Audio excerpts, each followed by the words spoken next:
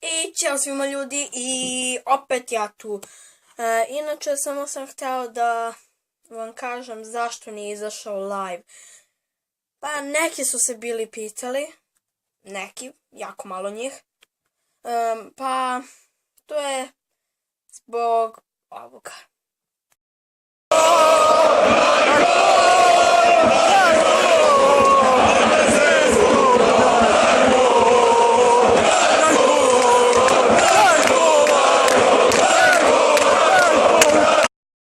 Eto, bio sam na utakmici, pa žao mi je zato što nije izašao live.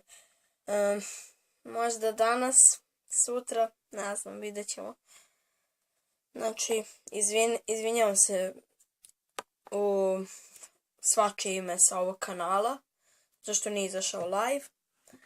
A dobra vest je da danas izlazi video iz Muzeja iluzija. Trebao je da izađe on juče, ali nije izašao iz jednog razloga. Bio sam na utakmici koju ste sada mogli da vidite. I to je bilo to. Mi se vidimo u sljedećim videima. I ćao!